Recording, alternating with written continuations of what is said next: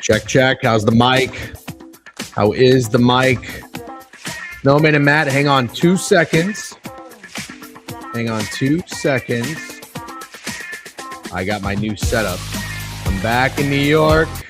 We're back in the New York groove. Hello, everybody. Hold on. We are live on Twitch. Just so all of you can know that we are live on the Pikkit YouTube channel. I see there's 25 people already in Twitch that clicked the notification. Can you guys already know the drill? Get over to the Pikkit YouTube channel. The link is there. I'm going to go ahead and pin it.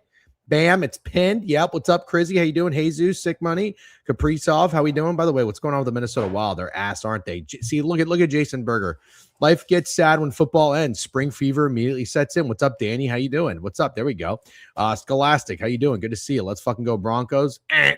Okay, we have mid-major and we have Snowman joining us to talk some ball. We're gonna run down all of the games on the NFL weekend slate, and obviously with Snowman being a Indiana alumni, we'll have to get his thoughts on the game. Just kidding. I can already tell you what they are. He likes Indiana large. Mid-major, are you ready to go? I see you in there as well. Snowman looks ready to go. All right, I'm going to bring everybody up here in just 2 seconds. Steak is not here. He's got some family in town. Con Knipple, Drake May time. Yep, well, almost Drake May time. Let's bring up Snowman and mid-major. Gentlemen, I was going to say good morning, good afternoon. Snowman, you already streamed today. And I saw you were live, so you probably are fresh in terms of talking. Mid-major, you're a West Coaster. This is interesting time to have you on the show because anytime you've joined, it's been like 6 a.m. your time. So are you well rested and feeling good right now? Because it's noon. It is noon. That's a W Math by Thank you. Jeff Sunday. Yeah, I got up, went for a run. Got Wow. my sauna, and here I am, brother. Love it. Snowman, I was tuning into your stream earlier. Are you locked in on the college basketball slate today? I'm just already furious about the Tennessee choke. It's already put me like in a pissed off mood. I won't even recover. I could sit the rest of the bets and I will still be pissed off because of how Tennessee choked that game. Okay. I had Kentucky money line, so I'm on the opposite side of that spectrum there. Okay. Yeah, mid-major, you're a college basketball guy. How has your college basketball season? Because I haven't really delved all the way in, but I see a lot of people bitching that the quote unquote sharp sides are not paying in college basketball this season. I mean, I think it's all cyclical, right? I try not to keep an eye on any of that stuff. And I'll say Snowman. The only reason I bet Kentucky because I think they're dog shit. Is I think a shot where they won their last game. I just thought it kind of turns their season around with that the last second game winner. That's the only reason I bet them, and the line looked a little short. So glad it got through. Obviously, they looked fucking terrible. So did Tennessee, but sometimes it just goes your way. But yeah, I don't pay attention to sharp spots, the fucking unranked home faves. Yeah, yeah. Snowman, how's your college basketball season been? It's been all right. So far in 2026, I'm up 7 units in college basketball. Take that. We'll see how today goes because I absolutely fired the board. I mean, there's a good chance I could be negative after today on the season. Seeing how it goes. I mean, I bet on my Hoosiers as well. They're down 10 at halftime. You bet on your Hoosiers? No, you did not. Did you really? Yeah, line was steaming up. I'm just kidding. Indiana doesn't lose in Assembly Hall. The good news is my POD is looking amazing. Did you tell my POD the Cornell Yale over? I did not. I told myself I am all in on the NFL slate today. I was not tapped in or locked into college basketball. However, I did listen to you talk about it for a little bit.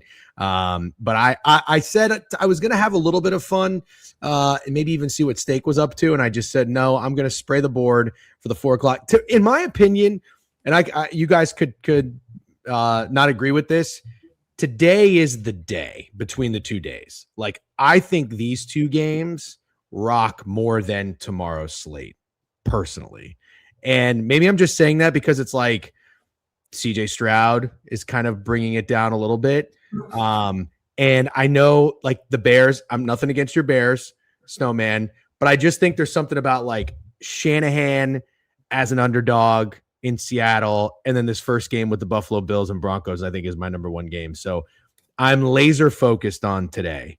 I have deployed almost 5 units on just the 4 o'clock game, or I guess I should say 4:30.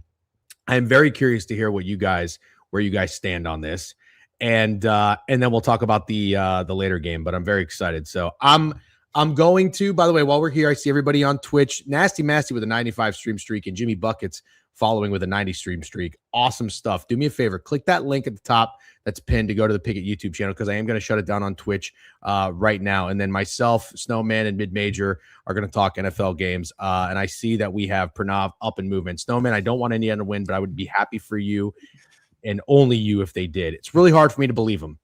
Really hard for me to believe them. Pranav is as homer as they come with Michigan. But I'll choose to believe him. Rick Barnes is dog shit. I totally agree. I'll never forget when Steak jumped in on Tennessee last year, and I was like, man, I just can't fucking do it with Rick Barnes. So RIP. Indiana being a football school, Nebraska a basketball school. What planet are we on? Very, very good point. Also, is Vanderbilt undefeated in college basketball? No, they lost their last game. Oh, they lost to Texas. That's right. They lost to Texas. Okay, Twitch, I'm going to shut it down, and then we're going to get going here on the Bills Broncos game. All right, we are now on the Pikkit YouTube. Gentlemen, thanks for joining. Snowman, we'll start with you just because you're up top. Do you have, I'm assuming it's 3:11 p.m. This game kicks off here in about an hour and 20 minutes. I'm going to assume that you have landed on a side total or a prop for the Bills and Broncos. Have you done any flip-flopping? Have you felt pretty confident with your decision? And I don't even know where you stand. So why don't you let us know what your wager's on and what you think about this game? No, this was probably the only game that I don't think I flip-flopped on at all in the spread. I was confident in the Bills the second the matchup was made, and I'm still confident in the Bills. A lot of different reasons why I like the Bills in this game. I also kind of disagree with your earlier point that today's games are better than tomorrow's games. I actually think the NFL did a perfect job in ordering them in like least interesting to most interesting, or maybe like lowest amount of aura to highest amount of aura. It's like a WrestleMania thing where it's like, the best matches go on as time goes on. I think this one has I don't want to say the least intrigue, because I do think the game is going to be hyper competitive and very close. But the Broncos are just not a super inspiring team, I think, for fans to kind of rally behind. They're a little bit of a more boring, defensive-focused offense. Bo Nix, is he really inspiring the fans to go out and say, hey, I got to go watch the TV because Bo Nix is on? But I like the Bills in this game because, I think the line kind of says it all, right? Bills opened up as a favorite, and I'm sure we'll talk about the line flip that's happened multiple times in this game. But even on the neutral site, the fact that they even opened as even if you want to call it a pick 'em, I feel like the true line for this game is really more so a pick 'em. For whatever reason, I've noticed in the last few years, the books almost never list pick 'ems anymore. I wonder if it's like an algorithmic thing that they just don't like having no spread. It seems like it's always 1.5 for every sport, college basketball, NFL. And if it flips, it won't go to a pick 'em in between. It'll just flip to the other side. But the fact of the matter remains, like if the books are siding on a neutral site, they would have made the Bills the favorite in this game. And as the lower seed with Denver coming off a bye, I do think that's very interesting. Mm-hmm. And, if we're looking at the coach and the quarterback experience, yes, Sean Payton has a ton of experience in the playoffs. He has that advantage over Sean McDermott. McDermott does have experience, but Payton, I don't think anyone would debate, is the better coach here. But I have to side with Allen here as the quarterback. If he has the ball in his hands in the last drive, I trust him to go down against the Denver defense. I think Denver's defense is best when Surtain can take away a number one receiver and let the rest of the D kind of coalesce on a 10-on-10 game where their defensive line and front seven can kind of wreak havoc on the middle of the field. But the Bills don't really have a number one guy to take away. If they say, fine, we're going to take away Khalil Shakir, does that really impact their game plan all that much? So I trust the Josh Allen side of it, and I trust the book sharp side of it, thinking where they're kind of leaning with the Bills' favorite. I agree the Bills are the better team. And, of course, there's that whole narrative with if Josh Allen can't get it done this year, when can he? I kind of am fully in support of that. All right, well, I'm with you. Mid-major, you always do a really good job of playing devil's advocate, even if we align on the same side. I don't know where you stand on this game, so I'm curious to find out. I'm on the Bills. I'll finish up with mine after we hear your pitch. On Pranav, no, we're not going to talk Michigan's men's hockey, but I appreciate you bringing that up. I agree. Patriots game will be a blowout. I don't know about a blowout. I think it'd be a tight game, but maybe a little on the uglier side.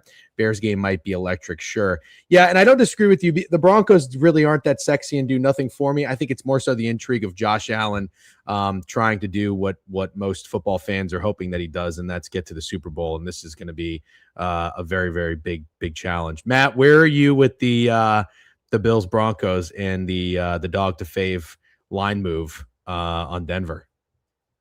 I don't really factor in the line move. I mean, that on a piece of paper, all the stats, all the nerds that do the EPA shit, it makes sense that the Broncos got bought at plus money because on paper they are a better team in many ways. Mm-hmm. So I'll disagree with you there, Snowman. I believe you said Buffalo is a better roster in your opinion. I disagree. I think that the Denver Broncos defense is absolutely just phenomenal. My biggest issue with betting the Broncos, I understand Bo Nix is young. He has no experience. I don't love Sean Payton. It's really RJ Harvey and their backfield. So Jeff Sunday, do you know their tallest running back? The Broncos' tallest running back? Mm-hmm. 5'10"? 5'8". Let's go. 5'8". Guys, Snowman can't relate, that tall motherfucker. if Snowman was behind that line today, I'd actually have a little more I'd be a little confident betting the Broncos. But what I don't love is Harvey, McLaughlin, and Beatty, 5'8", 5'7", 5'8". I don't love that in the playoffs, man. I love the Broncos offensive line. I think Sean Payton I think he still has a really, really good offensive mind. But if you can't run the ball in the playoffs against a really bad run defense, and the reason why they're really bad run defense in Buffalo is because all their linebackers are undersized. That doesn't fucking matter when the opposing running back is undersized. That really worries me. But dog to fave, it doesn't really mean much to me because on paper, the stats say that the Broncos are a better team. So I don't really factor that. I can't help but correlate this game to. Do you remember when the Chiefs went to Baltimore? I think 2 years ago, and the Ravens were top 5 in offense and top 5 in defense. They were favored against. They were dog, I believe, against Patrick Mahomes, and all the again same bettors that went dog to fave for the Broncos bet on Lamar. I did as well because overall they're a better team. But on the other side, you had Patrick Mahomes. This is what this game reminds me of, is everything points to the Broncos, but on the other side, it's just Josh Allen. So did you see Corn's bet where I know he's a guy, he loves seeing somebody out, so he loves betting on the fifth stringer. He laddered Curtis Samuel's receptions. Of course he did. Of course Curtis he did. fucking Samuel. I think over half is like minus 115 to get one catch. So, I mean, the playmakers for Buffalo are really lacking. I mean, it's really hard to trust Khalil Shakir, and I don't really know who Pat Surtain. He can shut down half the field against this wide receiver group. So I actually really like the under. So I disagree with you also because I know you really like the Buffalo total team over. I don't know how they get there. Even though I'm on the Bills, I kind of agree with you in the sense that I actually don't think I'm betting on the better team.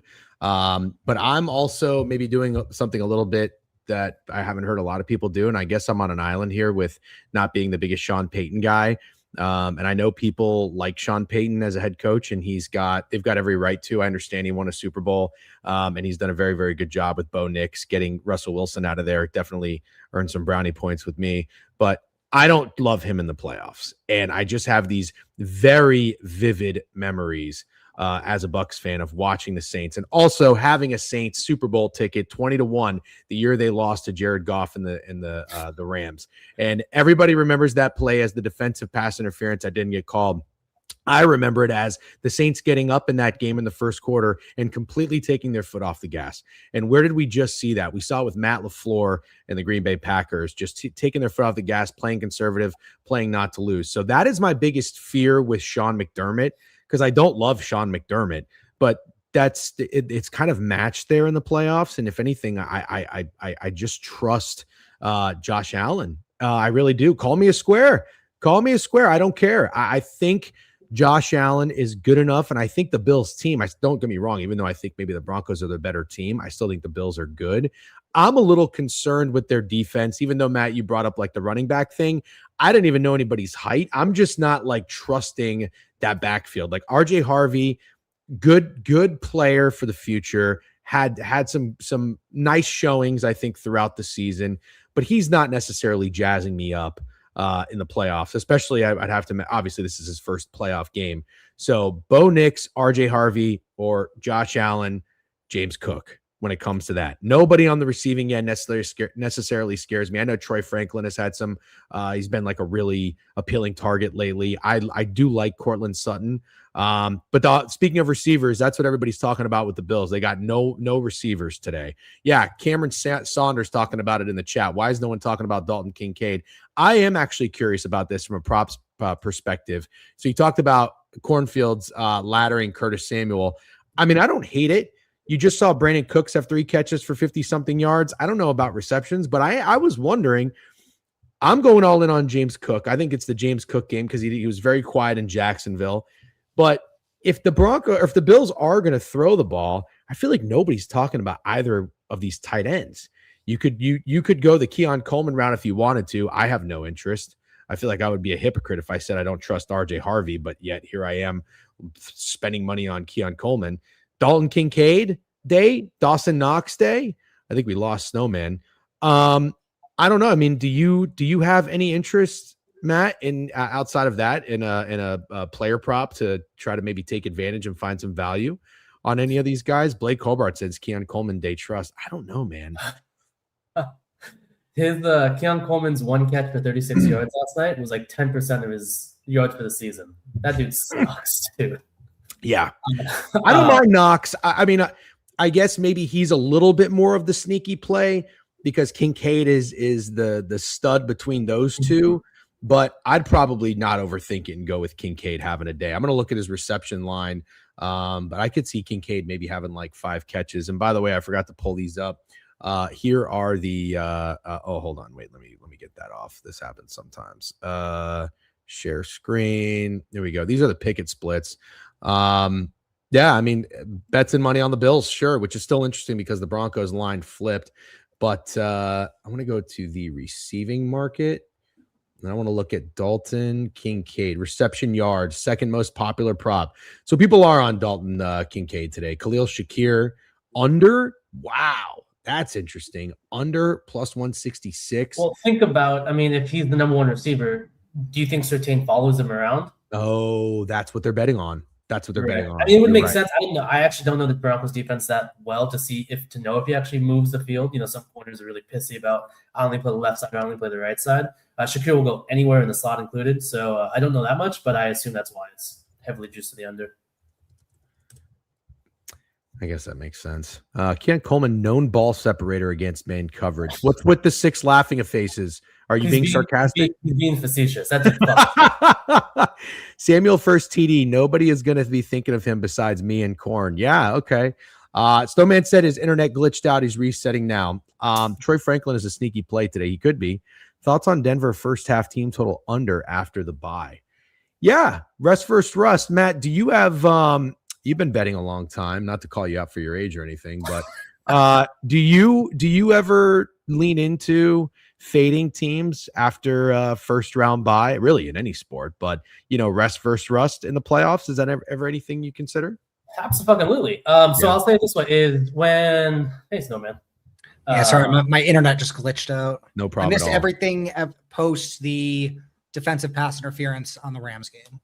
Oh, okay. We'll catch you up after that in a second. So basically, I'm talking about the rest versus rust, like first round bye. If you ever think about fading teams that have the bye and think that it might be actually they come out a little sloppy or slow, and the advantage goes to the team that maybe has their legs underneath them. Matt, go ahead. I asked you if you ever lean into this. Absolutely. So again, what I was talking about is maybe I don't know if it's considered the bye week in the playoffs, but when I watched that, if you guys recall the Philly versus Buffalo game in the rain when it was just terrible offensive football, I think like week 17 or 16. I watched that game in the second half. Jalen Hurts go 0 for 8 for 0 yards passing. And I told myself, this dude's not an NFL quarterback, and I'm going to fade him in this first game of the playoffs. What he did since then is he played like shit the next game, and then they sat out. So it's almost to your point, DJen. This team was playing so bad, and they took a voluntarily bye week against a really bad team in week 18 when they're already playing shitty. That should be a game that gets you right. So they were going shitty into the playoffs, took a bye, essentially, and then considered playing like shit. I don't like teams, if they're playing like shit, taking a bye to get right. I think they actually need a game to get right, to get on the P's and Q's, to play well. So if a team is playing well and they get a bye, I do not like that happening to break the momentum. So for the Broncos, I don't like that they got a bye. However, I do not like Sean Payton as a person. I do think he has a good game plan with the time he has off. I will say that. Because also, last point, Sean McDermott's defense of the day in the playoffs, man, it has never been good. It is not good. I think he gets fired at some point. It's always been bad, and I think that's really overlooked. You said Sean McDermott? Yeah, Sean McDermott's defense. So I think head coaching, I think I trust Sean Payton more with a bye week, even though they were playing well and had momentum, with time to prepare against a defense that's never shown up in the playoffs. Yeah. They got healthy after the bye. Right. Yeah. The bye helps with health for sure, but sometimes it can be, it can certainly backfire like it did with the Philadelphia Eagles. Sean Payton. I just saw this for the first time today. Somebody informed me. Sean Payton's 4-0 in the divisional round when they have a first round bye. Is that not all with like Drew Brees though? Well, yeah. The criticism that I have for Sean Payton is that he is a Drew Brees merchant. I always think an elite all-time quarterback is going to make their coaches look better. A la maybe a little Well, Mike McCarthy. To devil's advocate there, Drew Brees was not Drew Brees until he linked up with Sean Payton. Fair, very fair. He was a San Diego Charger. I think he was still a decent quarterback, but he did not necessarily blossom to be the quarterback that he was until he got to New Orleans. I absolutely think Sean Payton runs a good offensive system, and I think he's great, or he was great for a guy like Drew Brees. And I mean, listen, it's the Broncos to me are on paper a really scary team. Like a good offensive line and a good defense scares the piss out of me. It truly is. It's one of the reasons I bought into the Eagles 2 years ago. Even when they lost their coordinators, I didn't care because I thought their roster was so good. But then turns out like that shit does matter from time to time. And I do respect Vance Joseph. I think when you zoom out from this too, I do have a feeling that we get a little Josh Allen magic. Like I don't think that was one and done what we saw in Jacksonville. And I mean, you guys, so being at the game, it is hard to see it from start to finish as a whole and really get into the vibe or the groove of that game.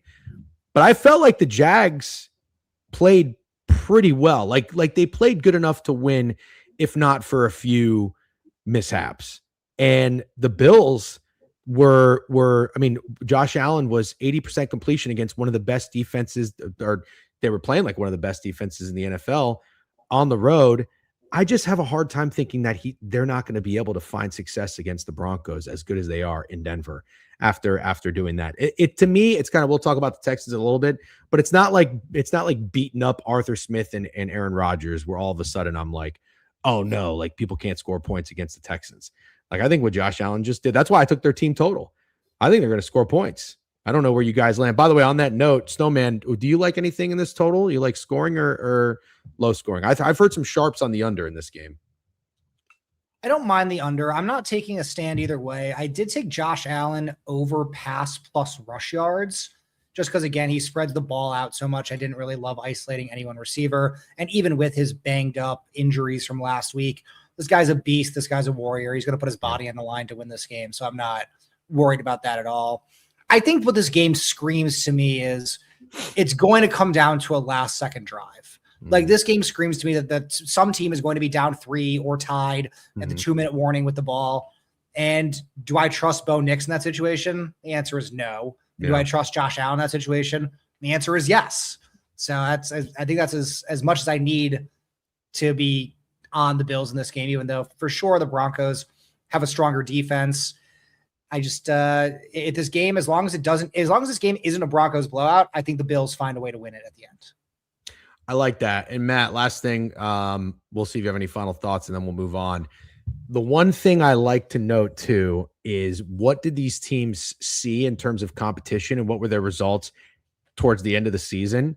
So people kept telling me that the Broncos had a fairly easy schedule overall. I don't really care about that. But the last 4 games, Packers, 26 points at home. The Packers offense put up 26 points, and they were in control of that game. A couple of injuries made things a little bit weird. Wasn't that a Malik Willis game? No, that was the next week, I believe. Malik Willis came in. Yeah, or maybe even the week before. I think that's the game Jordan Love had just come back. That's when Micah Parsons got injured. Zach Tom got injured. I think one more guy. Everything collapsed for the Packers. Then they had the Jaguars come in. Jaguars did whatever they wanted in that game. They scored 34 points. Broncos went on the road against the Chiefs. They played Aladucan. Is that how you say his name? Aludicon. Yep, played Aludicon. Then they played Trey Lance. So the last 2 offenses the Broncos defense saw were those 2 quarterbacks, then a bye week. I think there's a real potential for the Bills to come in and punch them in the mouth. I really do. Okay, Matt, any last thoughts on this game? And then we'll go to Niners. Nothing specific. I think we hit all the main points, but I do like the under. So again, I have some pushback for you, but on different sides there. Okay. All right. Fair enough. Niners, Seahawks, the weird news coming out about Sam Darnold's oblique. Yeah, this whole thing is so weird. And now the fact that they're saying he hasn't thrown a football all week, I'm not getting into it at all. I honestly, I'm not overthinking any of that. I think he'll likely probably be fine. So when we talk about this game, I'm not really going to reference Sam Darnold's injury too much. But is there a chance they're just outright lying about this? And he has been practicing, and this is just trying to, scare off the 49ers and the media. Yep. I think that's a very real possibility as well. Because why not?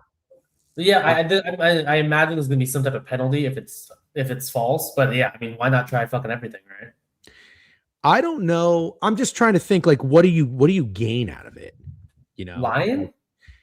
Well, yeah. If you are the Seahawks and you're trying to pretend like your quarterback's injured, are you trying to have, like, if you're playing chess, what do you want your opponent to do? You want the Niners to start stacking the box against the run. Okay. So you want the Niners, right? So that would make sense. But here's my pushback to that.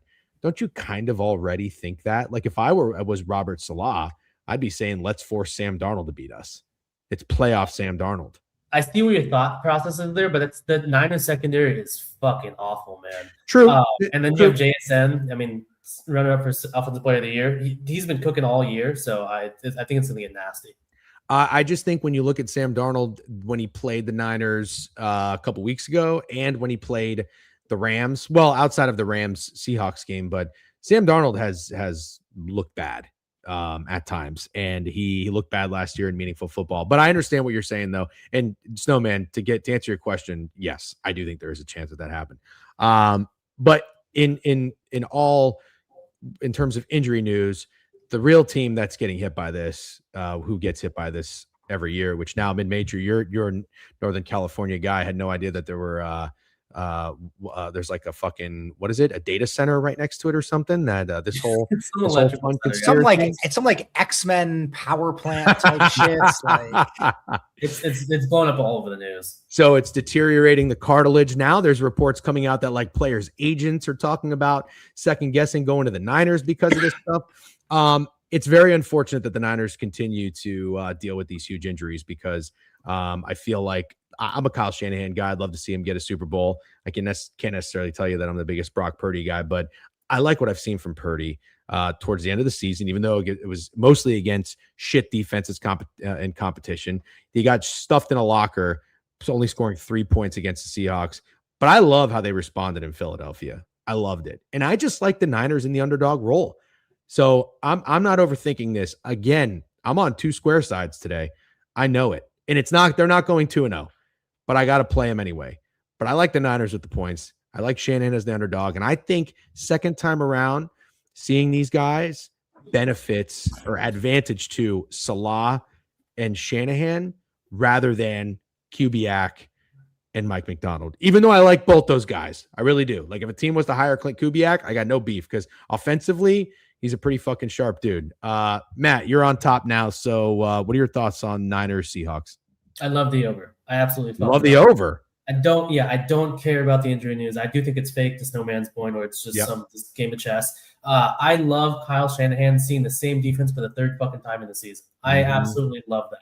I love the fact that what I've seen of the Niners defense is they're so bad. And I actually really like Clint Kubiak. I don't love him, but I think that Sam Darnold, not afraid of what he's done in the playoffs, not afraid of his past resume, I think he can absolutely cook this Niners defense. I love the fact that both earlier games went under. I like that even with George Kittle out, this point total opened up at 46.5 after the Kittle news. Well, obviously after the Kittle news, but why would it open so high when the Niners have no legitimate number one wide receiver and their best target and the playmaker as tight end is out?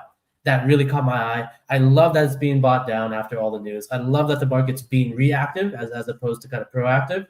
I bought in the under. I have three units at 44.5. I put in the unit at 43.5. I'll keep buying it if it keeps going down. I'm gonna die in this hill. I absolutely love it. I'm kind of with you, and it is interesting that this total opened 45.5 and is getting. You know what? I think every under is getting steamed. Now that I think about it, hold on, I'm just pulling it up here real quick. Okay, 45.5 down to 44.5. 44 at Circa. Buffalo 47 down to 45.5. Houston, New England 41.5 down to 40.5. LA, Chicago 51 down to 48.5. So sharps love the unders across the board, essentially. So it's kind of interesting that I think you're you would usually assume the public plays are going to be the over, like your average square, whatever is betting on points, especially in smaller slates. But kind of feels like it's a little bit square and sharp that people think both these games are going to be low scoring, I think. But if I had to pick one, I'm kind of with you. I would be on the over here as well. I'll talk a little bit more about it in a second. Snowman, where are you at with Niners Seahawks? I love Kyle Shanahan. I'm an unashamed Shanahan fanboy. I've been betting on him for years. In fact, I bet on him all 3 times in the Super Bowl. Yes, I was on the Falcons when they were up 28-3. It was not a fun bet to sweat out there. But I'll push back a little bit on your point about Brock Purdy. I mean, Brock Purdy has been unbelievable in the playoffs in his career. He's 5-2 right now. His 2 losses were where he walked off the Super Bowl field with the lead in overtime, and the defense then choked it. And the game where he got injured, then the backup got injured, so he had to come in and play with his left hand. Whenever he's been healthy, he has literally not walked off the field losing the game. And after this last game against the Seahawks, I love the Niners in this game. The Niners played like absolute dog shit in that game. And even with that, Christian McCaffrey probably should have caught that ball on the goal line to go in for the end zone. Now all of a sudden they're down 3 with plenty of time left in the game for something to happen. Instead, he drops it. It gets picked off. And the game was basically dead. But I think that the Niners are being a little bit too overlooked with these injuries. Trent Williams missed that first game. He's now back today. So yes, while the loss of George Kittle is absolutely huge, they're also getting Ricky Pearsall back. The defense, they still have their injuries. Fred Warner, they thought may have a chance to come back. He's not going to play in this game. But ironically, the Darnold injury thing kind of made me like Seattle more because I felt like they're doing this whole, game of chess type situation. But I think this game is going to be another very competitive, very close game that if you're giving me a whole touchdown, I will gladly take it with either team, especially with San Francisco, who is incredibly well coached, who has the more experienced playoff quarterback. I mean, Sam Darnold, as you said, he lost last year in that key game to the Lions in week 17. He got lost in that first round of the playoffs. Then this most recent game, he was in that similar playoff type situation. What did he do against the Niners in that game? He scored 13 points. It's not really his reason why they won this game. He had under 200 yards passing, no touchdowns. It was really the defense. And I do think the defense will play well in this game, but I also expect the Niners offense to play significantly better. And I just don't know if Darnold has it in him to, go band for band against Purdy in the offense if this Niners offense is cooking. Yeah. Going back to what we were just talking about with the Bills game, and I asked you guys how you felt about potentially fading teams that have a bye with rest versus rust.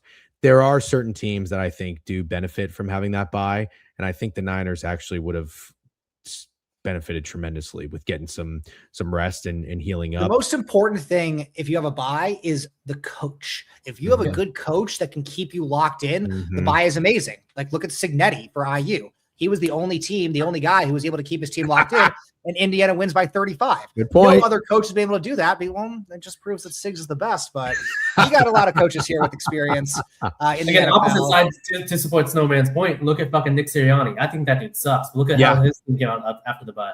That's a very, very good point. No, good job. Nice. Or Matt LaFleur, another terrible head coach. The Packers took a semi-bye, and then they lose in week 1 too. The playoffs. Very, very good point. Not only did they lose, they blew up in the second half. So really poor coaching job. Yeah, I was just going to say, nice job incorporating Indiana. That was smooth and that worked out pretty well. But I think that there was something that did come out on that was positive from not having the bye. I think the fact that the Niners went in there into Philadelphia as underdogs and beat that Eagles team, the defending Super Bowl champions. If you are the Niners defense and you're mostly backups. I mean, this guy to filling in for Fred Warner, Tatum Bethune, he has been awesome. Love everybody that's stepping up is playing well. And I think that is a lot of credit to Robert Saleh, but you've got to have this new sense of confidence, don't you? And now you just saw your opponent. I'm not saying the Niners defense is good, but I think that you're going to get the best out of them. That does concern me a little bit for your over. However, here is where I'm no way, shape, or form going to be on this under, because I think the Niners are going to score, and I think it's going to put pressure on the Seahawks to score, and they will.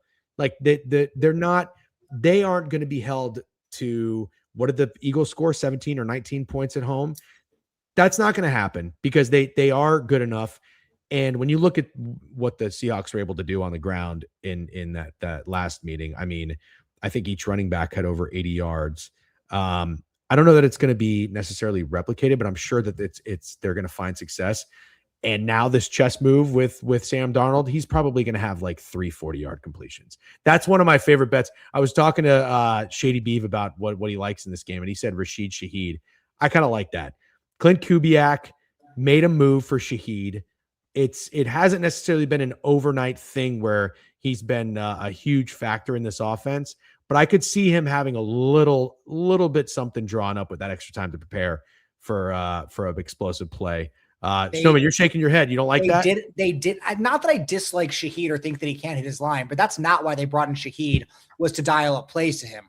They brought him in there to take the top off the defense, run a go route every single play, so JSN can then maneuver in the middle of the field without the safeties over the top. Because if you don't account for Shaheed over the top, you just bomb it to him for a touchdown. Fair. Okay. Yeah, true. And he's been scoring on special teams, which is pretty impressive. I'm gonna be on the Niners in this game. And the only thing I'll tell you is this: I thought the spread was pretty big. I thought it was a lot of respect for the Seahawks. And typically how my brain works is I think the line tells a story. And at first I was like, holy shit, the Seahawks are going to steamroll. That's where Steak is with this game. And I respect his opinion and I understand why he thinks that. But I'm going to throw all that shit out of the window, just like I did against the Eagles. I took the Niners with the points and money line. I don't think they go down without a fight. And same thing here. So Snowman, I think it's also a recency thing. Like these two teams just played, and Seattle's defense destroyed them. Yep. Like it's tough for anyone to not look at that game and be like, holy shit, how is San Francisco going to score? Mm-hmm. And now Seattle gets to go play at home. So I feel like that's why they had to make the line that big. But that's a good point. I don't know. I like San Francisco as well. I'm riding the +7 with you. Matt, you're on this over. Is that, you said that's your favorite bet in this game? Yeah, favorite play of the weekend. Just down the hill. Oh, favorite play of the weekend. Yep. MidMajorMatt POD. I actually really like that. Now I think I might double down. So last thing, and then we'll move on to tomorrow's slate. Again, thank you both for joining. Steak is with family, and we got Snowman and Mid-Major filling in today, talking ball. How come no one's talking about Seattle's kicker being very shaky this season too? Could easily see him having the yips. Niners defense done a great job making teams sustain drives. Salah is locked in. He really is locked in. From a prop perspective in this game, whether it's a touchdown score or a player that you think is going to have a big day, I'm going to back Purdy. I'm going to go, I think, passing yards. I don't know that I think CMC has a ton of success running the ball. He didn't have a lot of success. I think he had like 28 rushing yards against the Seahawks. I'm sure he'll find a little bit more, but I like Purdy passing yards in this game. I think we get a good showing from Brock. Mid-Major, you got anything prop wise? If you like the over, touchdown score or anything like that? Yeah, I just like Purdy. You do? He's been playing extremely well. He always has in the playoffs. He never gets the recognition he deserves because he's had a stellar cast. All of a sudden, he's playing really well with a pretty subpar cast, and now no one's talking about him. He's played extremely well, so I just want to continue to back him. Okay. I think his touchdown passes, since I like the over 3 plus. And Snowman, if you're on the Niners, what do you like from a prop angle? To me, if the 49ers are going to win or compete, it's because of one man. That's Christian McCaffrey. Mm-hmm. And I agree with you. I think after seeing the run game, it's going to be very difficult for me to back the rushing yards or even the rush plus receiving yards, which is my main way. I'd like to back him because he can do it all. He's so heavily involved. But especially with George Kittle being out, I mean, he's such a great run blocker. I got to think Shanahan understands that they got to find ways to get the ball in McCaffrey's hands. Mm-hmm. And I think the move is over 6.5 receptions for McCaffrey. Ooh. If they are losing, like the line suggests, game script is great for that. But either way, I think we're going to see some screens. I think we're going to see some like short little dump offs, some option routes, some of those angle routes to get him involved and get the ball in his hands quickly and not allow the Seattle pass rush to get home. So I like that angle for sure. McCaffrey over 6.5 receptions. Love that. We're all kind of aligned. We like the Niners offense and passing correlated. I guess the only other thing would be Brock Purdy completion. Sure, I would probably take that as well. JSN on Pikkit is plus 110 at Fanatics is the best odds to score a touchdown. I don't know if that was low or high, but Zach Charbonnet's even money. Every time I bet Kenneth Walker, Zach Charbonnet is the guy who ends up scoring. But for what it's worth, Kenneth Walker always seems to be the guy that rips apart the 49ers. And then I was just looking at the splits too. I don't know if I showed them earlier, but it does look like the Niners are a trendy dog. But like I told you, I'm throwing that shit out the window. I don't care at all. All right, let's go to tomorrow. Very curious to hear what you guys think about these games, because I've been pretty much set on where I'm at today with my Bills and my Niners sides. Tomorrow, I'm a little bit unsure. And we'll start with the Texans-Patriots games at 3:00. The Patriots are, I believe, 3-point favorites pretty much everywhere. They opened 2.5. They got bet up.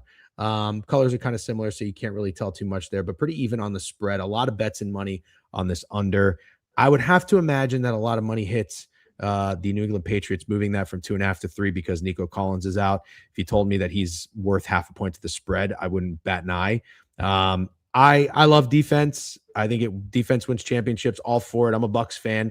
Never forget those days back in the early 2000s. And don't forget that Trent Dilfer even won a Super Bowl.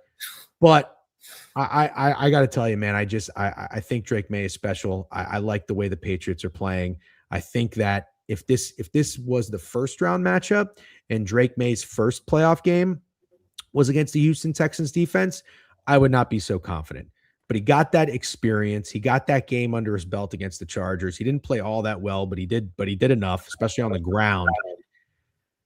And I don't know, man. I just think from the Texans side, you're not going against Aaron Rodgers and Arthur Smith. Like, even Josh McDaniels is dialed in with this offense from the Patriots. The running backs are clicking. Ramondre Stevenson is balling. Hunter Henry is getting love.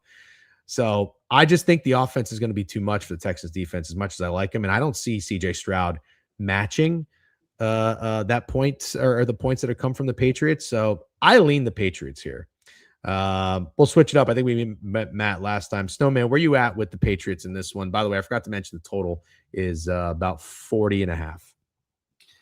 Yeah, the total is where I'm looking in this game. I think it's the square under for sure. Yeah. I mean, I kind of agree with you in terms of that. I like the Patriots to win, but I would not be surprised at all to see the Texans win this game, and I wouldn't be surprised to see the Patriots really struggle on offense. At the end of the day, I am out on the Patriots winning the Super Bowl this year. I don't think they're making it either. I will have, if they win this game against the Texans, I'll be picking them to lose against either the Broncos or the Bills in the next round. I'm hoping that it's the Bills. That's kind of what I was always envisioning that this playoffs was going to be, was the Bills over the Patriots in the AFC Championship game.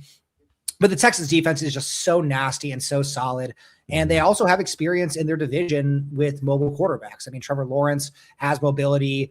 When they had to deal with Daniel Jones and or Riley Leonard and basically any non-Phillip Rivers QB, they had mobility. Even Cam Ward is somewhat mobile.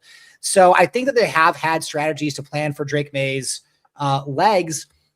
And I think the Patriots defense is strong enough in and of themselves that I think that we're going to see the Texans not score much, and they're going to do a very good job defensively as well. I see this being like a 13-10 type game. And while I do think I see the Patriots winning, I don't know. Nico Collins being out, I'm not a huge Nico Collins fan. Shout out Pranav. But I mean, the receiving core is just so weak. It's so weak. And you're going to really rely on a rookie running back and Woody Marks to be your offensive spark. I kind of in agreement. I don't think CJ Stroud is throwing for like 250, 300 yards in this game. So I want to ride both defenses. I feel like this is a game where both defenses, at least Houston's defense, know, like, hey, if we give up 20 points, we're probably losing this game. So they got to keep it super, super tight at all times. I like the under here.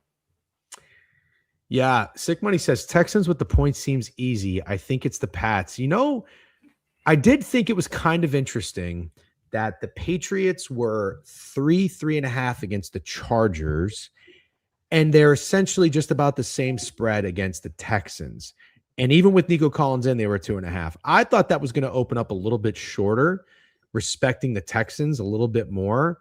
I could be totally off here, but I thought that giving the Texans 3 is respecting the Patriots and Drake May a lot. Could be wrong. Matt, where are you at with this game? I'm going to start by saying this. So I took on a very unique book. I took the total season points for the Houston Texans under 400.5. Wow. The reason being, it was not close, by the way. The reason being, coming into the year, the Texans were rated to have the worst offensive line in the league by far. So, do you guys remember watching the Chargers offensive line last week and what it? I mean, Yeah, I do. Yes. The Patriots defense. Yes. They're the 32nd ranked offensive line. Guess who the 31st is? Is it the Houston Texans? It's the fucking Houston Texans. Snowman, did you know that? I did not know that. I did not know that. It is really bad. I would have guessed the Raiders would have been like. Don't brag us right now. This has to be accurate. You 100% sure? I'm 100% positive. Okay. The Raiders are 26th. So, anyways, I've watched this. I can't believe I watched as many Texans games as I have, but their offensive line is so bad. And what happens is CJ Stroud can't scramble for some reason. As young as he is, he just can't scramble. He doesn't want to. Mm-hmm. So we saw Mike Vrabel's defense absolutely just put a masterclass against a third stringers in the Chargers offensive line. I think we see the same thing going up to New England. I think Mike Vrabel has a wonderful game plan to really pressure and stress CJ Stroud in the pocket without a number one wide receiver. I think it's the Pats by a million. I'm on the same page as you guys. If it's square, I don't care. Fuck it. Give me Pats by a billion. Wow. You think the Pats win easy, huh? I do.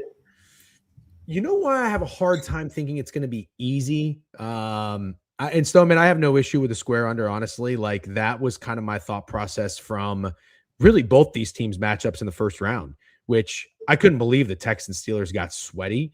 But that to me was a note. Don't overthink it under. And then same thing with the Patriots too. It's like, really, is Justin Herbert going to go over to New England cross country outside of those conditions and score points? I could see it again, but I am a little concerned with I don't know why I'm concerned with the Patriots offense here. If I had the under, like, I think the Patriots offense could score 24 points. And then if for whatever reason somehow the Texans score 20, I guess that puts you over. But I don't think the Texans have a lot of success offensively. Who's the player on the New England defensive line that was wreaking havoc? Milton Williams? Is that the guy? 97? Defensive tackle. Defensive tackle. He was everywhere in that game. I don't think Pranav is still here. Otherwise, he'd probably help us out. Milt Williams, yeah, is still plus 250 for a sack. That is wild. I will say this: CJ Stroud did a really good job avoiding TJ Watt in that game. It's like he just had his eyes on him. I know because he's done. Oh, he's so done. But yeah. Watt, it was like he's doing everything to avoid a Watt sack, but he did run into some trouble with the other guys on that defense. I think the Patriots can make life difficult for him, and I'm just not buying CJ Stroud on the road in a playoff game. It's not going to be the Steelers. It's not going to be easy. Eagles legend Milton Williams. Got it. Yep. It'll be a tough game, but I think the Pats offense does just enough to put more points on the board than the Texans will. Simple as that. It's kind of with you, Nikki. I'm kind of with you. And if I had the under here, if I like the under here, I'd probably even like isolate it with the Texans team total. I don't know that I like them to score more than 2 touchdowns. Do you guys have a player prop in this game that you'd like? And then we'll move on to the next one. Snowman, if you're on the under, do you have an under prop you like, or anybody on the Patriots? I was looking at both Hunter Henry and Stephon Diggs for receptions. I like Henry. They both had low numbers. It's 4.5 for Diggs, 3.5 for Henry. Diggs, you have the whole revenge game factor into it. You know, a former member of the Houston Texans, right? Yeah. But he's playing. I'm trying to interrupt you. What's he's that? Playing? Stephon Diggs is playing. I think he is. Yeah. I mean, he's listed on all the books. So I think he's supposed to play. Yeah. Oh, sorry to interrupt. Sorry. But yeah, no, I like the Texans defensive line is so strong. And I also believe that they're going to be focusing on stopping the May run, that I also kind of like the short passing angle for Patriots for prop looks in this game. Mm-hmm. I think they're going to have a really tough time running the ball. So that's why I was kind of looking at like Hunter Henry, because, you know, if it is going to be Al-Shaair at the spy position, then don't you want to attack with Hunter Henry, who's supposed to be his main responsibility otherwise? Or you could go with Diggs, but you also have the risk that Diggs is going to be shadowed by Stingley. So I think I prefer Henry a little bit.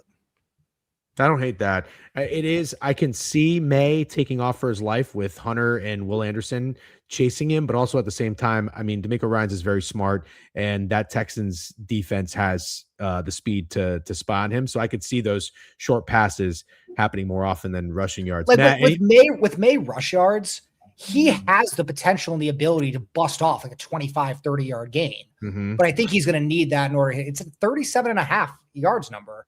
And I don't really see the Patriots calling many, if at all, designed runs for him. I think they're all going to be scrambles for the most part. Right. I'm with you. Matt, anything from a prop bet here you like? Yeah.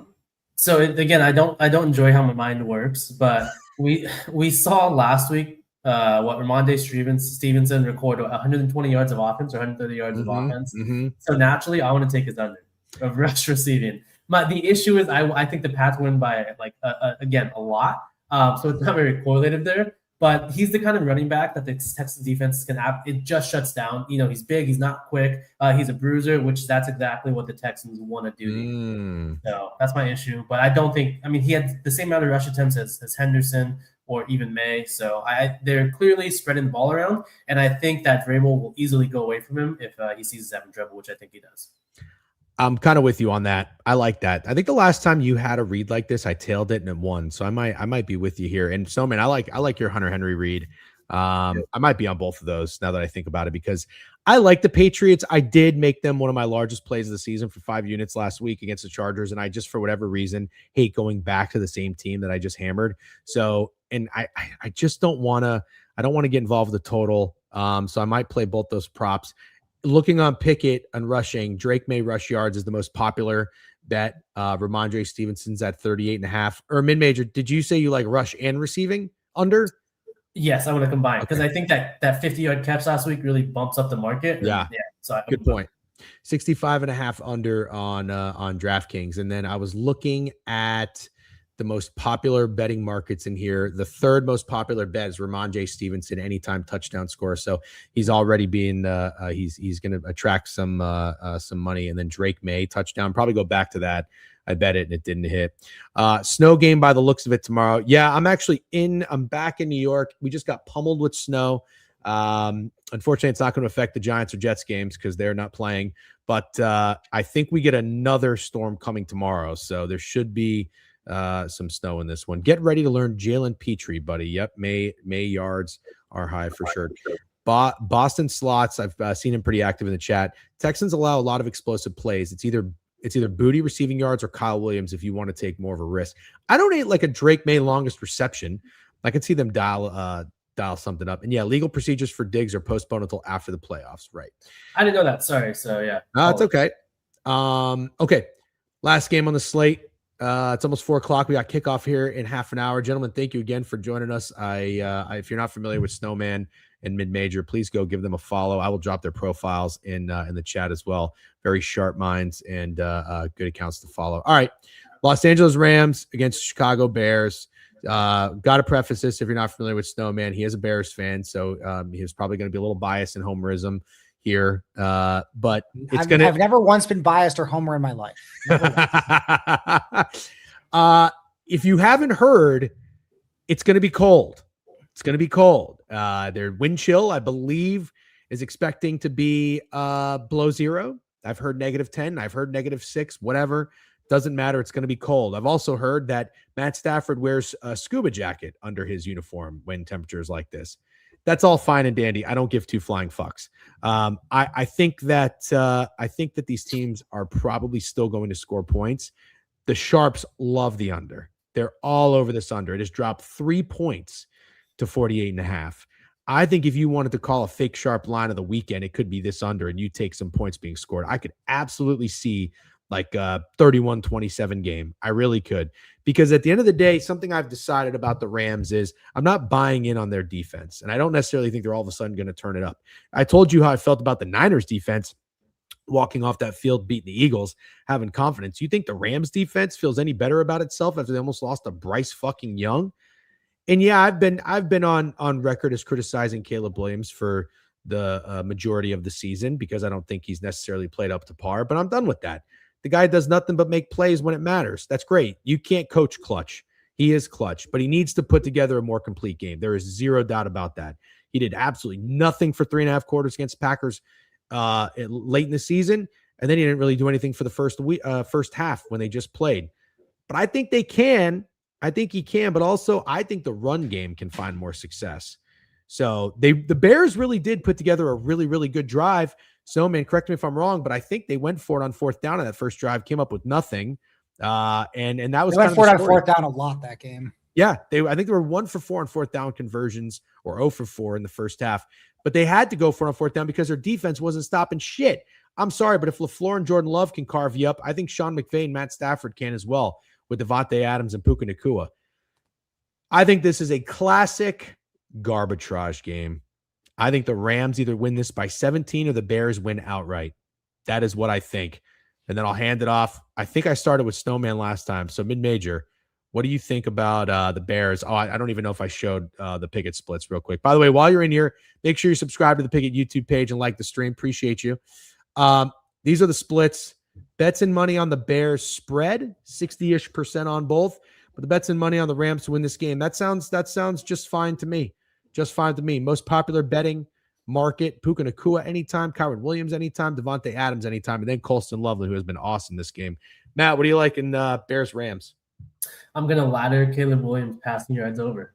Ooh. He looks so good right now, man. He looks dialed in. He already, year 2, looks like the best deep ball thrower outside of May. When he throws the ball long, it looks so good, man. It reminds me of Russell Wilson when he just used to raindrop those 40-yard completions in. Mm-hmm. I think this Rams secondary is absolute fugazi. I think it's fake. You don't get to allow Jalen Coker and Ted McMillan, rookie Ted McMillan, I think is really good, to combine 220 yards, and for me to think that you're a good defense pass-wise. Mm-hmm. So I really like how Caleb Williams closed the game out against the Packers, who was a better defense, in my opinion, pass defense than the Rams. And Fair. I don't love the Rams. I don't care about there is minimal wind. There's minimal gust. It's going to be freezing this fuck. It's just temperature. There's not much other effect in the game. So maybe the ball's going to be, frozen solid? I don't know. But I really like Caleb Williams to show out against, the favorite or the second favorite in the NFC? Yeah. Yep. Ball Bernie says, hey, got 2 slot corners back. Are we referring to the Rams? The Rams got 2 corners back? Maybe the Bears. I know they got. Maybe the Bears did. Did. Yeah. Well, Jabroni, let me know who you're referring to there. I remember the Rams have Emmanuel Forbes in their secondary. The guy looks like he's freaking 105 pounds. That came over from the Commanders last year. He played a lot better, but then he hasn't really done shit down the stretch. But Matt, you make a good point. I think the Packers defense was also better than the Rams unit as well. All right, Snowman, what do you like in this game? You got to perk up a little bit with hearing Caleb Williams passing yards over. I do like it because it does correlate with what I like, and I think I may have a play of the year in this game. No, stop it. Especially given that my Cornell play of day somehow lost, when they only scored 21 points in the last 8 minutes to sell the over by 3-4 points. How many points did Yale score? Over 100, right? Oh, Yale scored over 100 and my over lost, yes. When the live over was over 190 and it didn't hit. But regardless, I'm in tilt now, so I'm probably gonna irresponsibly gamble this one. Love it. Wait. Can I guess what your play of the year is? Yes. Okay. Is it Bears related? No. Oh. Well, I'm all thrown off. I was gonna say it was Roma Dunze over receiving yards.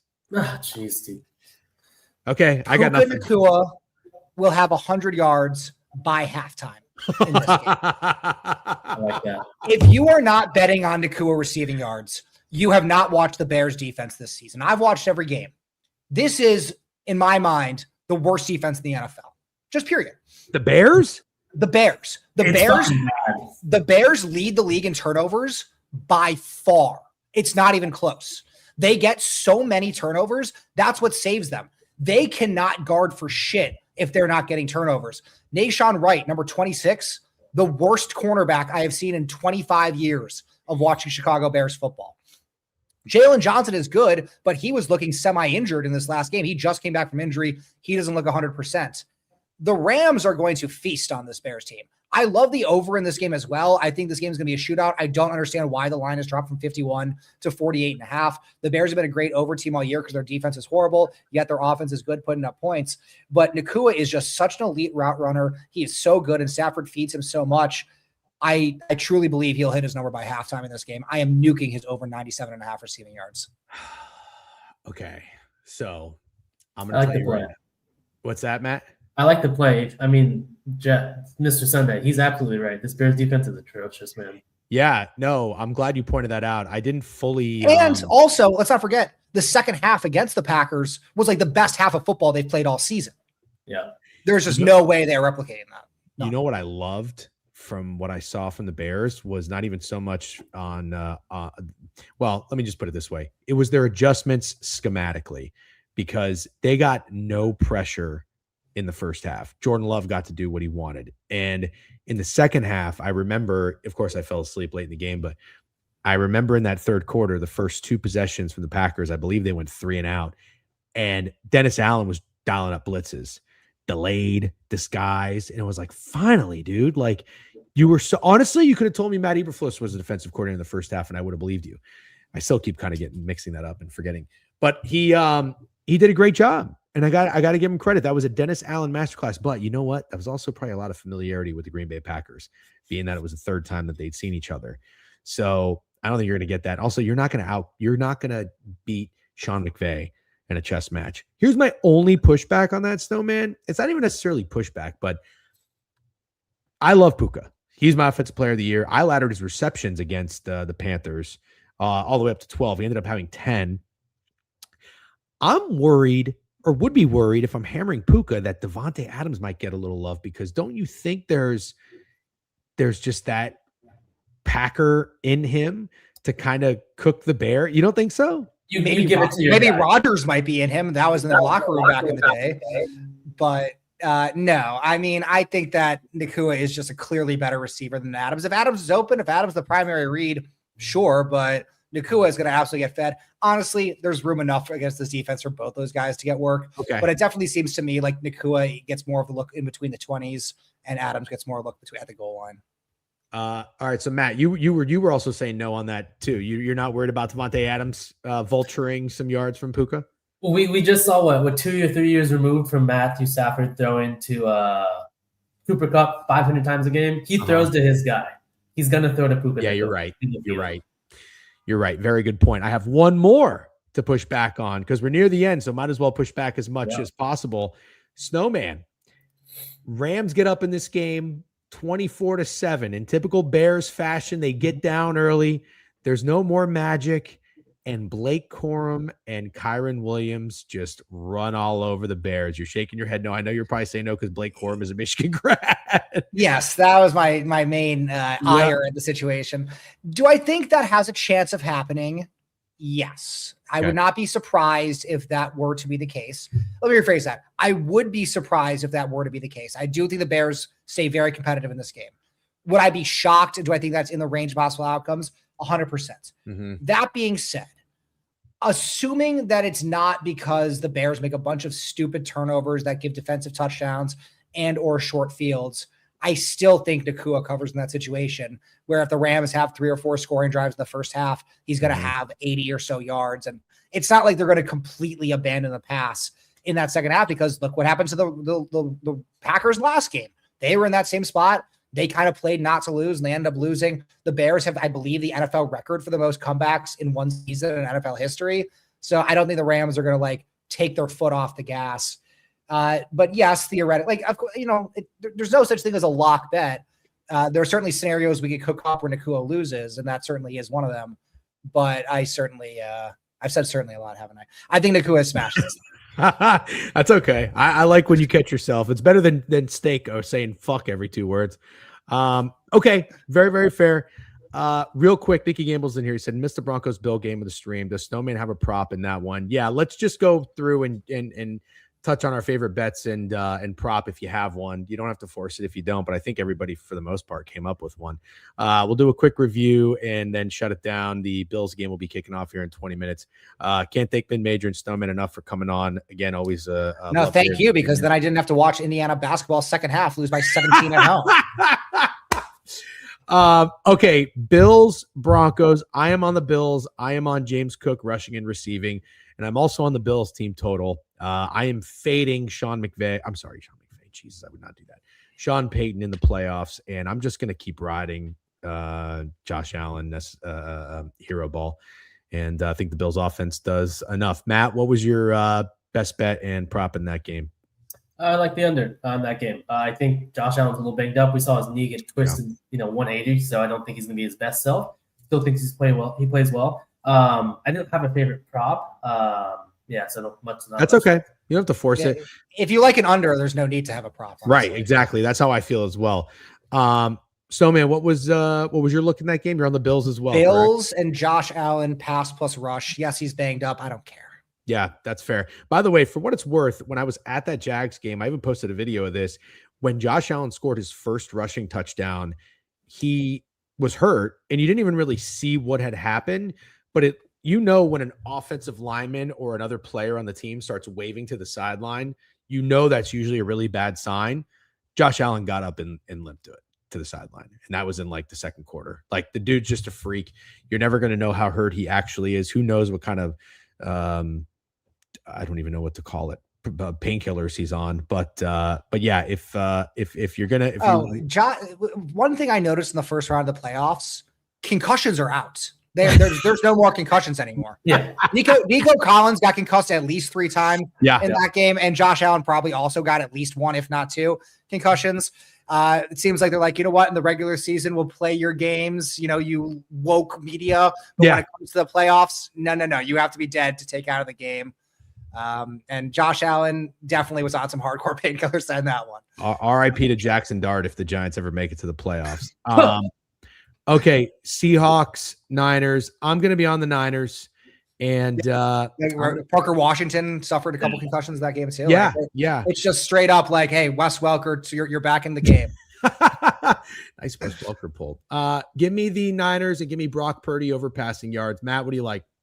Everything over. I like JSN over. I like Sam Donald's over. I like Purdy's over. I like everything over in that game. You're just so people know if they missed that, you're over in the Seahawks Niners game is your favorite bet of the weekend. Correct. Okay. Yep. Snowman, where you at? Niners Seahawks? Niners, McCaffrey over 6.5 receptions. May also need to take JSN receiving yards as well if I'm liking the Niners to play well and to be a shootout. So I'll probably hop on that one too. Texans +3 for tomorrow's game at 3:00 on the road in New England, total 40.5. I like the Patriots. This is one I was really unsure of. I can't trust CJ Stroud as much as I like this defense. And then I didn't really have anything to contribute in this one. I kind of like what you guys both have. Hunter Henry, you mentioned Snowman, and then Matt fading, taking the under on Ramondre Stevenson rushing and receiving. I think it was like 65.5 on DraftKings, 64.5. I'm going to tail both those. And I kind of stole your thunder on this, but Matt, did you have anything else to add? No, quickly. So I was actually, while Snowman was talking, I tried to place a parlay with JSN and Puka over. It limited me to 150 as I was placing it. It's now $45 max. So that's pretty cool. Wow. Yeah. So they cut you. They're only letting you do a third of what you wanted to initially wager. Well, I wanted to do 250 and they said the max was 150. So it got cut again as I was placing it. So wow. On which book? I live in California. You don't want to know which book. Yeah. Keep it legal. We're on Pikkit's YouTube channel. Yeah. Fair. All right. So Matt was. I also did do a parlay for one of my boosts on the legal books of McCaffrey, JSN, Puka, and Colson Loveland receiving yards. So I'm in a similar in there. Yeah, this game I like the under for the Pats and the Texans. I like the under 40.5. I also, the more that we've been talking about it, especially once you said that Drake May rush yards was the number 1 prop on Pickett, I kind of want to fade May rush yards. I kind of want to take his under. Yeah, I don't hate that either. I really don't hate that either. And I would lean into May passing more than rushing, and I like those receptions, like you said, because of that angle with Hunter Henry. All right, and then last game of the slate, Rams. They're -3.5 right now on FanDuel, -120. The total is 48.5 in Chicago. I think it's a garbage game. The Rams kill them or the Bears win. I haven't decided yet what I'm going to do on a side. I sort of like this kind of buy low over. I don't think it's a sort of. I think it's absolutely. But yeah, you're right. It's yeah. Let me throw away that. If the main reason why this over dropped is because of the weather, absolutely. I will nuke it. The weather narratives this year have not once hit. In fact, on my own stream, I started saying, if anyone ever comes to me says, take this under because of the weather, I'm immediately betting the over. So you guys remember the game last year with Jameis Winston when there was a snowstorm in Baltimore and he's put 40 fucking points up on the Baltimore Ravens? Every game this year that had a snowstorm all went over. There was that Bill Bills Bengals game that went way over, that had like 70 points. Like literally every game this year that people talk. What about the rain game? There was like a super rainy game supposed to be a couple weeks ago. Also, that one went over. I forgot which one it was. Eagles Rams when it was snowing last year. Everybody remembers that. Rams playing in the snow. They did just fine. Stafford. Maybe was it the Bears Niners game that was supposed to have rain? That game that had like 70 no, that was points? in San Francisco. No, that was beautiful. But I see. I think it was supposed to rain maybe, and then it did. Right. Then there was no rain. Yes, I do remember that. Actually, they scored 100 fucking points. Right. Right. The real thing that impacts the total should be the wind. If anybody cares, that's Pikkit Sports. Yeah. Yeah. And it was a windy night. It was a windy night in Philadelphia when the Niners just played, and that game did squeak under. Rams Bears. I didn't tell you what I like, Snowman, because I didn't. I just kind of wanted to keep it away from you. But I do think if the Rams find success on the ground, I'm going to lean into Blake Corum. He has been getting more of a. I know. He has been getting more of a workload, and I have to tell you, because I'm a Kyron Williams guy. I love it. He's one of my favorite players to come out of Notre Dame. It pains me to see this. It pains me to see Kyron getting 15 carries and Corum getting 16. Like it should be 20-7, but Corum's looking okay. He's from Michigan. I can see him scoring a touchdown. I like him. And then on the Bears side, Matt, you said Caleb Williams passing yards. I like that. I see no reason to hop off the Colston Loveland train. I really don't. Absolutely not. I don't think there's any reason. The Bears drafted this guy high before Tyler Warren. It took him like 10, 11, 12 weeks to start really get going. I don't think he's going to disappear in this game. So that would be my guy from the Bears. I would say don't overthink it. Matt, what was your play, side or total on this one? I know what your prop is. I absolutely like the over as well. I think we're all pretty much agreement there. I think we like it from a football standpoint, and then to Snowman's point, I think the under got nuked because the initial kind of surge of the weather reports. Right. So I love the over as well. Yeah, it relates with all of us, like in our props. Snowman, your official side total and prop in the Bears Rams. Snowman, I like the over as well. I'll be on the over 48.5. I think I will be on the Bears. plus 3.5. Okay. You guys hear me? Test. No? I think you're lagging a little bit, but that's okay. Because we're about to shut it down. But before we get out of here, Bears, Puka Nacua Nuke. Awesome. Matt, college football playoff championship game. Indiana -8.5 against Miami. 47.5 total. You like anything? Snake made a good point this week about the college football darlings, but I thought about, because you always reference it, your San Diego State Love when they made a run. Remember when they played UConn? They got absolutely demolished in the championship game. Same thing. They don't belong on the same field as Indiana. Yeah, Steak said Cinderella's die in the championship games. Snowman, not going to ask you because I already know what you think, but how much are you laddering Indiana up to in this game? I have to decide what I want to do. I have a plus 3,500 championship ticket to win like over 10 Gs. Wow. So like, I don't know how deep I want to get in on the other side of it. Sure. I'm sure I'll have a lot. I'm definitely doubling down on -8.5. I also love Indiana first half because you can get under a touchdown there. And I also kind of agree, like Indiana is going to blow Miami off the field and it's going to happen pretty quickly. I think I would go all the way up to like 20.5 on the ladder. I think this game is going to be like 31-13. So technically 20.5 wouldn't hit, but I'd be okay going up there. I think Indiana will absolutely pile up points. I don't think Miami's going to do much offensively, and the new king of the college football world will be crowned in the coronation of Curt Cignetti. Coronation. I will say the one thing, I don't watch college football. I'm just not going to bet in it, but looking at Cignetti, he clearly is not going to be a guy who pulls his punches in the fourth quarter. He's going to continue to handle it. Oh, God, no. Absolutely not. Yeah, no. If he's got a chance to win this game 80-14, he's going to do it. So, yeah, they're either going to cover by a ton or I think probably lose outright. So, gentlemen, Matt, Snowman, can't thank you enough. I dropped your links in the chat. Guys, if you're in here, please go give them a follow. Good luck this weekend on all your wagers. I'll be looking forward to tailing you mostly on the Patriots game. I like both your reads a lot in that one. And let's go Bills, and let's go for some points in the Seahawks-Niners game. I'm going to probably be on that as well. Snowman going to be boots on ground. Tell him about the traffic, Jeff. Yeah, that's true. Snowman, you're not going to that game. I am. You're going to the Miami-Indiana game? Why would I not? You're not. Are you there right now? No, I'm in Chicago. I'm flying Monday morning. Oh, you're going the day of? Going to, yeah, I got like an 8 a.m. flight. I have a friend who lives in Pompano, which I guess is close to Fort Lauderdale Beach. It fucking rocks. So I land at like noon, and then I will go to my friend's place. A quick guest appearance spot on Trent's new show to talk IU football, and then heading down to the stadium to meet up. I have some friends who are going to be down there. I think their plan is like post up at bars and hope the tickets get cheap enough. I'm certainly not expecting them to get down to the price that they'll buy. So link up here pregame and go in. I think I got to go. Listen, like I always said, if Indiana made the Final Four for college basketball, I would go no matter what.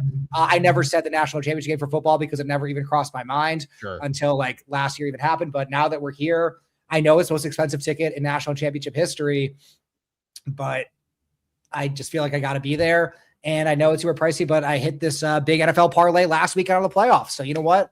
I said, I'm gonna burn that money and go to the game, and it should be a glorious old time. Tomorrow is not promised. You should spend your money and have some fun. Matt, were you going to say something? I'll say I wish you a good time, obviously, but I know Jeff Sunday is having a heart attack because you need to build in a nap in your agenda on your travel day. Well, no nap built in. He's afraid you're not going to make it otherwise because he for sure fucking wouldn't. Maybe I can nap in the Uber down to the stadium. Matt knows me way too well. Pompano's not close, by the way. You better. No, I know. You better. So here's I was doing some AI research. I do all my research now on AI. It's changing.